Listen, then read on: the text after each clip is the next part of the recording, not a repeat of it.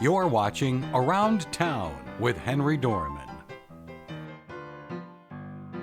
Around Town is sponsored by Chemung Canal Trust Company. They're really nice people. Trust is their middle name. Service is their motto. And I like them a lot, and that's why I bank there. If you ever come by to look me up, I'll be in the vault. Safe place. Would you believe that there's an FBI headquarters in Corning, New York? And they have agents all over that we never know. But you're going to tell us what they do. This is Miss Dempsey, who is an agent in charge. What do they call I want to be an agent in charge. That would be nice. I want to vote for you. Can I be the agent in charge for the day? I can be the agent in charge, but my job right now is a public affairs officer. Regional director. Regional director. And I have never in the FBI offices I've ever visited seen so many beautiful ladies in one place. Thank you.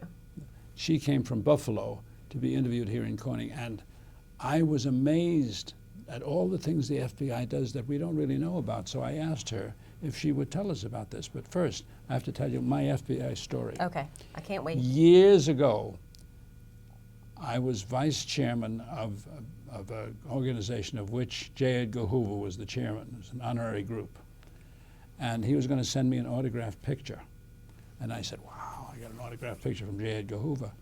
Next thing I know, the receptionist calls me and says, there's an FBI agent here. And I wondered, what in the world is going on? And he came, he said, Mr. Hoover asked me to present you with this photograph. And it was an autographed photograph of him. But what I didn't realize was that he was so careful about the image of the FBI that he wouldn't let a picture out of him signed unless it was given directly to the person who deserved it. He's a very straight shooter. Yeah, he sure was. He had... Ever since I've been wanting to be an FBI agent, but I'm too old now. I can do that. I'm the director for the day. I can make you an agent today. We can be whatever we want. So where's your picture of J. Edgar Hoover now? It's in my office in New York City. You'll have to send me a snapshot of that. Wow. Be great. Good. Tell us about, you have a lot of things. She is the greatest talker I've ever interviewed. I'm a talker. She's going to give us everything for 10 minutes. So I always preface it, I'm one of 7 children. So in order to get everything in, I have to be a talker. So I'm perfect for public affairs. But the Bureau has a long history. We started in 1908, and we weren't called the FBI then.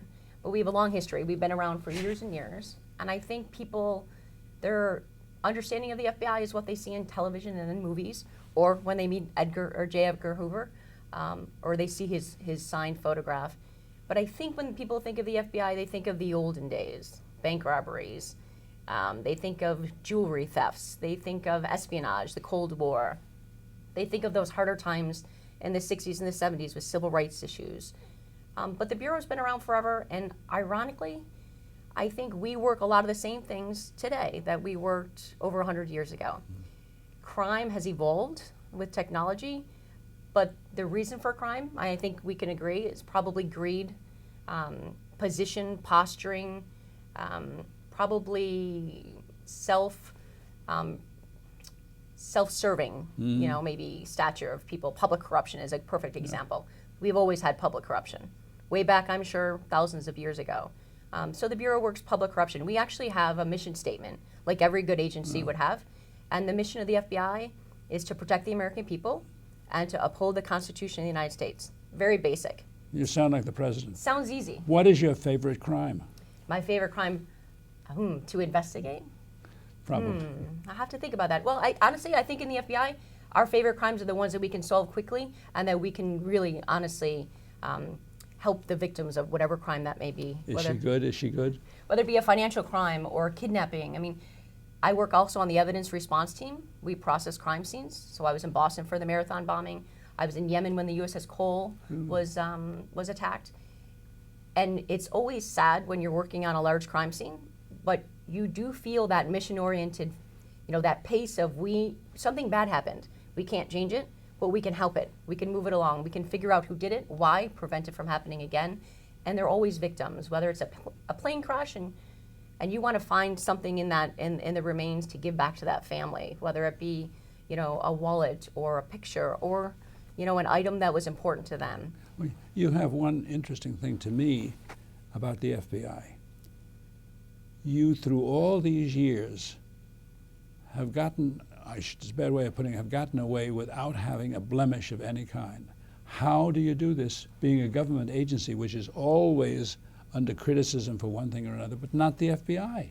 How do you do this? Now, this is your department, too. Right. I think people would probably differ in their perspective.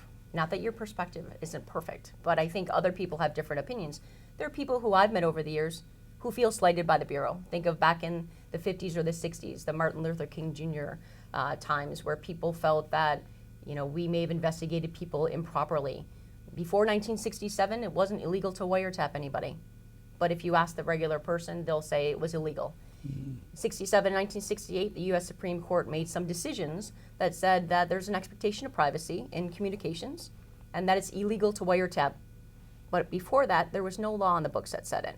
Congress quickly enacted the Omnibus Crime Control Act of 1968.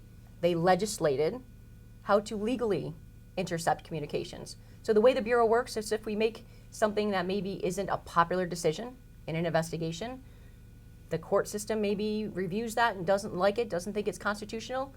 Congress can legislate that, and we can follow proper rules and protocols to fix whatever that perception is. So we do have issues in history where people didn't like the way we did things, but we do try to overcome them. Our goal, like I said, the mission is to protect the American people and uphold the Constitution. You know a lot. I do. I make it up. When you were in places like Yemen, your life was in danger. Yes. It always is if you're on assignment or something. Yes, I feel like my life is in danger at home with my kids, though, sometimes. So it varies. You're very good, very good. It was a scary time. It was in 2000, just before September 11th, where when you were in your own country, you felt very safe. I don't think everyone thinks that today.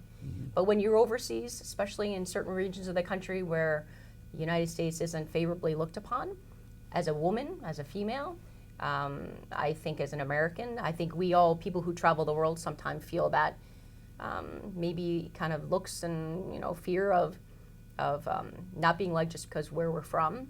But hopefully we can change people's view of that. My contact with people in Yemen, I look as that an opportunity to change people's view of America. So every time we travel, you travel, and the more you talk about the FBI and what we do, you can be an advocate for us.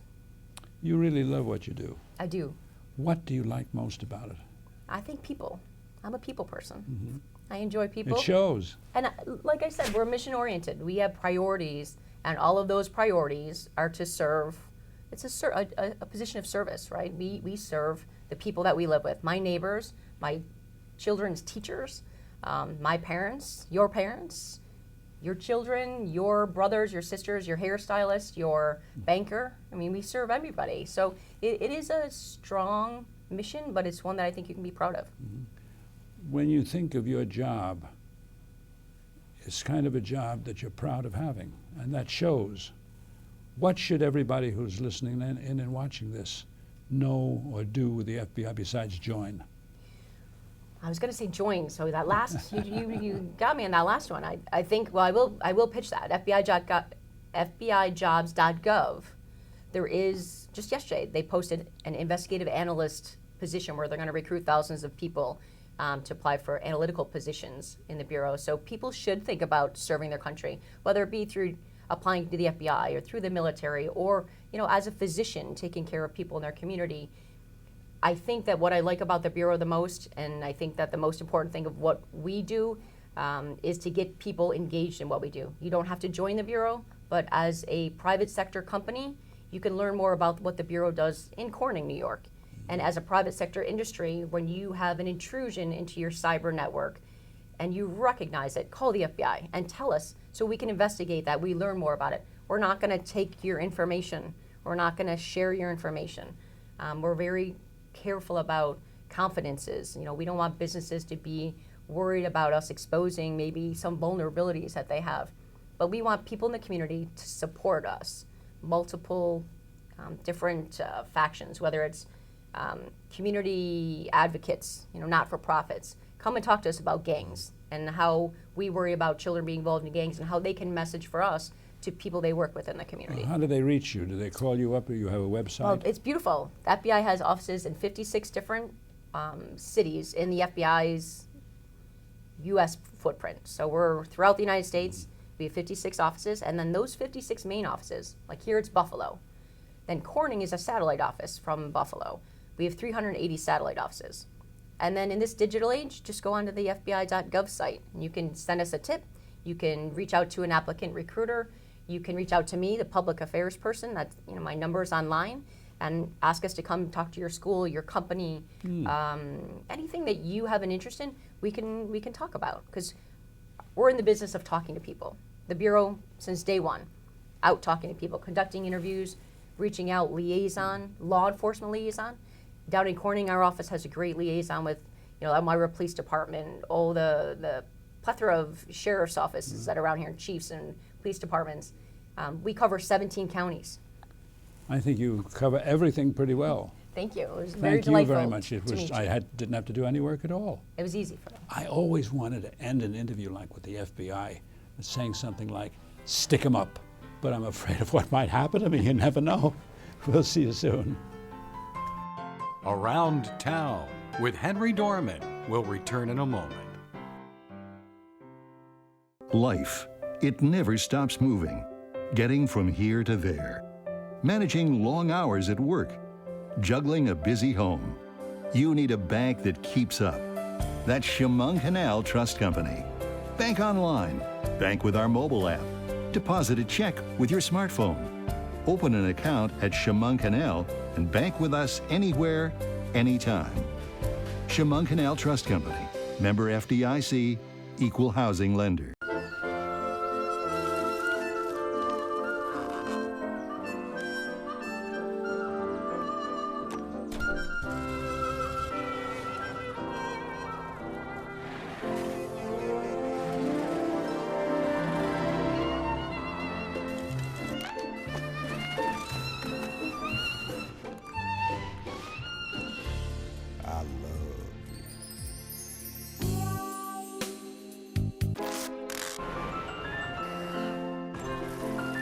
Can we get strawberries?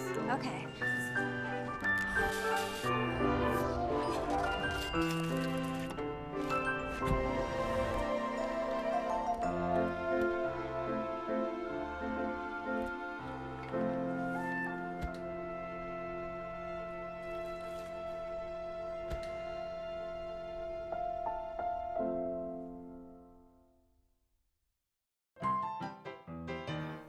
We now return to Around Town with Henry Dormann. You all know him, Joe Veras, the chief meteorologist. You got it. And you've been here longer than anybody. And he is, anybody that I know anyway, and he is one of the nicest, everybody here is nice, but he is one of the exceptionally nicest people. He's exactly the way you see him. Well, thank you. You must have a very happy family. We do. We have 2 children, Madeline and Joey, 12 and 10, so they keep us busy. A lot of after-school activities and sporting events. But we're blessed. We truly are blessed. I have to ask you, this is a loaded question. Now, here you are in the Weather Center, which is part of this studio. The anchor desk is over there, and you've got this nice wood-paneled background. Right. And you've got papers that you just moved to be out of camera range back here, right? Sure. But under the desk here, you've got a garbage can Well, you know, filled with stuff These are mementos. and computers and old paper things. Sure. We need to keep Nobody things knows about handy. these things. Well, we like to keep them kind of out of sight, if you will. Some useful tools here and there, but you weren't supposed to mention that. Oh, well, normally I was telling them over there that on anchor desks, when I visited with them in studios that are networks, they have embedded in the top television sets and other things, Right. which you don't have here yet. Not yet. It's coming. It's in the works. And It's then in you the won't works. have to read over there, you can read down here. Right. But then everybody will look like they're looking down. No, we don't want that. What we like to do in the weather world is try to keep things interactive, and that's what we'd like to build on this set, kind of an interactive working space. So when we talk to our viewers at home, we're not just saying things, but we're kind of doing things at the same time as far as explaining the weather situation. So that's our goal here in the forecast center, to kind of have those tools handy to us while we deliver the forecast. Do people get annoyed with you when you forecast things and it turns out wrong? All the time. Do they really? I hope it doesn't happen that often, but Do they call you up and send you mail? Occasionally, we'll get a phone call or a letter coming in. Thing is, in today's world, one of the things that we really have to fight against or combat is just the amount of information that's out there for the consumer. And where they get that information, can vary quite a bit. For instance, someone could just go on the Facebook or any kind of social media site and get not only weather information, but news information that way as well. And, it may not be coming from a valid source. So we at WENY kind of fight some of that information that may be out there. People are consuming that information that may not be accurate. And we're trying to put out fires along the way, maybe trying to squelch some rumors that may be flying out there about an impending snowstorm that's not even in the works. But people may be talking about something because they saw it inaccurately on a social media site. What do you do when you're not behind this desk for fun? Oh boy, I love. Are you a sports person? I love sports. Big Yankees fan, football fan. I love to play tennis. Try and work out a little bit. Our producer is a tennis pro.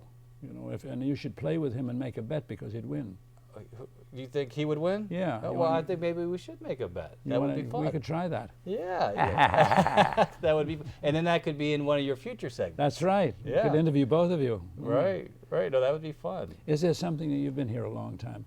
Is there something that annoys you about not only here but television or things in general as your profession? Do people bother you when they call up and complain? Or don't they do that? You seem like such a nice one. Nobody would ever complain to you. Well, we don't get a lot of it, so I'm thankful for that. And I'm thankful for, the community that we live in. When I'm out at the store, I get a lot of positive feedback from the community. And they come up and they like to chat, and everything is usually very friendly. And I think it just goes to show, the people that live in our area are that way, and they do appreciate what we do for them in the community. We keep them informed, the best we can, and I think they're appreciative of it. Is he a diplomat? He only says nice things. I'm looking to get gripes and funny stories and things that are wrong. I get ribbed a lot too, though, just in joking ways usually. I'll go to the store like, "Where's that snow?" Or "I thought it was going to be sunny today," in a joking manner. Yeah. But it is usually very cordial. And your children go to school, obviously, in the area. Locally, yep. Okay. And the funny thing is that some of their friends at school will be coming up to them and wanting to know what the weather forecast is like, and they don't always know. I said, "Guys, come on now. Your dad's the weatherman. You need to know these things." And is your wife, she's in the area too? She works up at Ithaca College. Ah. So she's been there just as long as I've been at the studio here. Ithaca has an interesting mayor. Yes. Very young fellow. Right. Yeah. It's a very vibrant community they have. He's extremely knowledgeable. Yes. And has an excellent taste in dating college seniors. Oh, okay. Did you know I that? would not know that. That sounds like it could be another headline for some other Yeah, but show. he's not married. It's okay. Okay. Yeah, okay. And not only that, but he's a very, very honest, straightforward fellow who's. I have a lot of admiration for him. Okay. We'll hear more from him. And that's one thing that you have in your future, see, because being known as you are, if you ran for public office, you'd be a shoo-in. Do you think that I would be good as a... Depends on what you run for. Okay. I never gave it any thought. But I bet you would. Well, that would be interesting. I never thought Would you vote for him? I would vote for him. He's such a nice person, and he's honest. I have the feeling you're very honest. You've got to be honest to be a weatherman. You do. I mean, I'm a straight shooter. I tell it like it is. I don't like to hype things up. I think you get into trouble when you start, doing that kind of nonsense. So, hey, you're not always going to like what the weather forecast is, but I'm going to tell you what it's going to be anyway. Do you use makeup? I do makeup. You do? I have to. I have to. Why? I don't use makeup. Yeah, well, Why? Mine is when I don't use it, it doesn't appear, I don't know, it doesn't look as right on television. So you're saying I'm old and shriveled? I'm not saying that. I think you're blessed. I think you're blessed with good skin. Maybe me, not so much. Yeah. Well, you're a delight. Oh, well, thank you. You're always such a nice person. Well, thank you. You come across on television as such a nice person, too. Well, People can believe in you. That's why I figure you could run for public office. well, we'll see one day. Who knows? Keep your eye peeled. You never know what's going to happen. Very true. This is a nice place. We'll see you here. Around Town with Henry Dormann will return in a moment.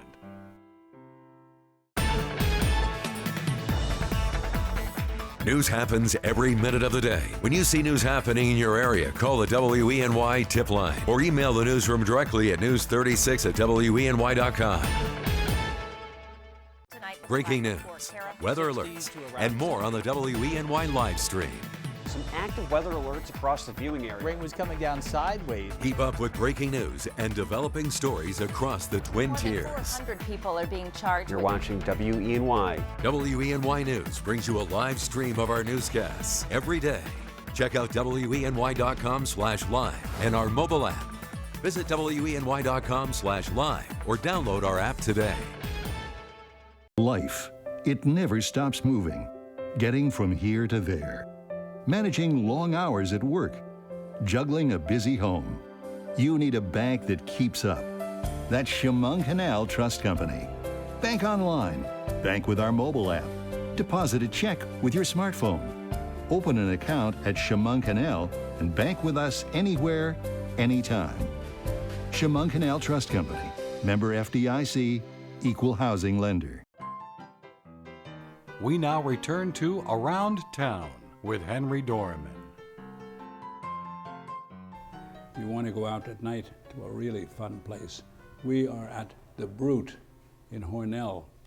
And the owner, he not only owns this, but this is part of a conglomerate. Would you believe this? A conglomerate up near Horning, in Hornell. And you own a lot of other things, and you're part of a wine-making consortium. Right. And his name, let me get his name, because the first name was easy. I knew that because his first name is Justin, after Justin Timberlake, of course. Right. And his second name is Recktenwald. Yes, it's the better looking Timberlake, I guess. Going to be a good interview. Now, why are you here? What's so special about the place? Are you open all the time? When are you open? Are you expensive? And why in the world should anybody who's tuned into this come here? Right. Well, I think that this is Take it away. All right. I think this is one of the most unique spots in all of Hornell, if not the southern tier. What we've been given here is an opportunity by the state to take a small farm winery, which is Wild Brute, which is what I own up in Arkport, and be able to take this winery that is, we produce at maximum 500 cases a year, and able to showcase it in a different format by being able to showcase it alongside other great Finger Lakes products and New York State products. So as far as I know, there's only about 2 or 3 other spots like this so far. There's Graft Wine Bar in Watkins Glen, and the Culinary Center in Canandaigua also has a small wine bar that you can get a lot of these things at. But what makes it interesting for this area is that Hornell doesn't have a completely centered wine experience. Well, this is an experience to come and taste. Absolutely, you can taste. We can sell by the glass and by the bottle as well. And we're not limited to just wine. We carry some really unique New York State beers like Single Cut, and we also do a few things with like Mackenzie Bourbon from Finger Lakes Distilling in Hector. Well, now that Mackenzie Bourbon is pretty well known. It's very well known. That's become a connoisseur brand. Absolutely, it's a great brand. And one of the things that we do, we kind of bring in some of the iconic wineries, breweries, so that we can kind of ease in the consumer to trying out new things like Berry Family Cellars, which are brand new. So we have some recognizable names like Dr. Frank's, and then we have some not so recognizable names like Wild Brute and Berry Family. Sometimes we have some by Nathan Kendall, which is a small producer over in Dundee. So those are the types of things that you'll get to experience here. And we also, on top of all the wine that we have and all the beer, we try to make this place almost like a mecca for people that are trying to do different things in the community. We have live music 4 nights a week. Really? We have What nights? Thursday, Friday, and Saturday, and then on Sundays we have it up at our winery, which is a completely different experience. How far outdoor. from here? I'd say it's about 8 miles from here. It's just going outside of our. And once they come here, you can tell them how to get there. Yes, yeah. And we always recommend 4-wheel drive for that because you have to go up this crazy country road to get there. So. Now, I have a question for you. Sure. Why do you have a horse tattooed on your arm? It's a good question.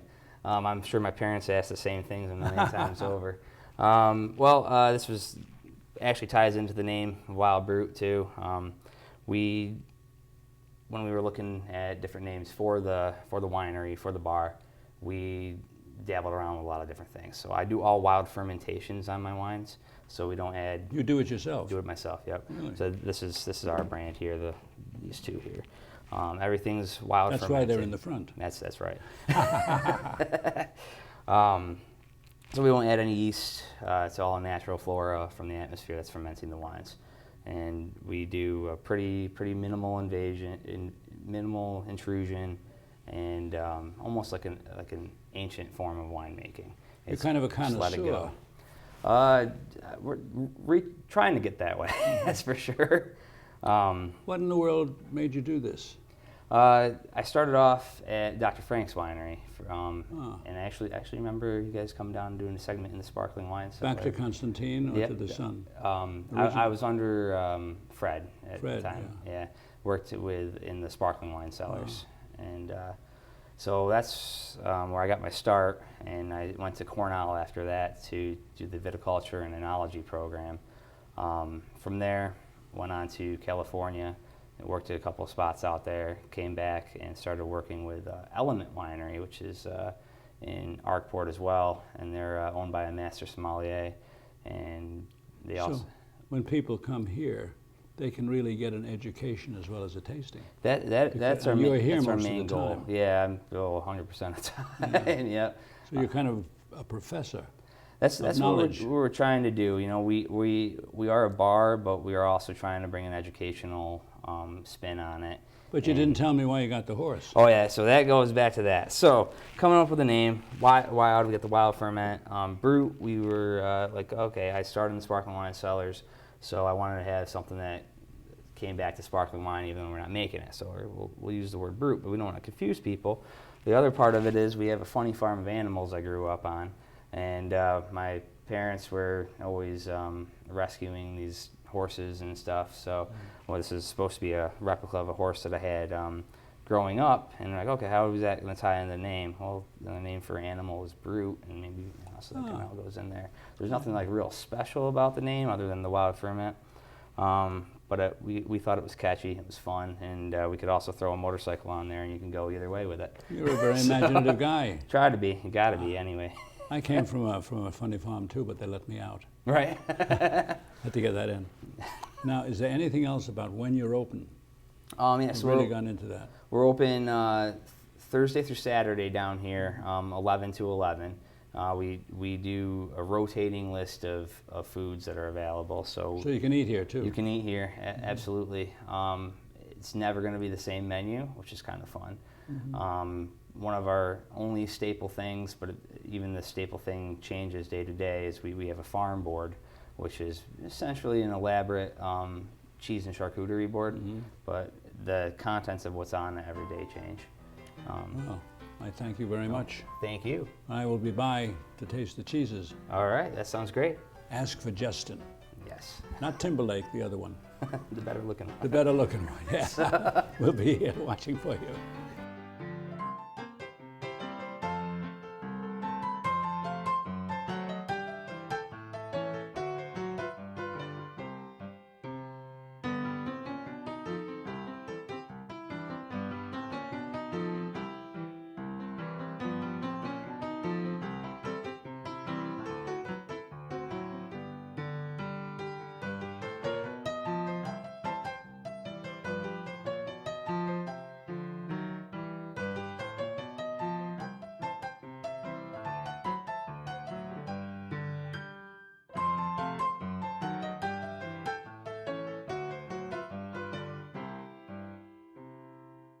You're watching WENY.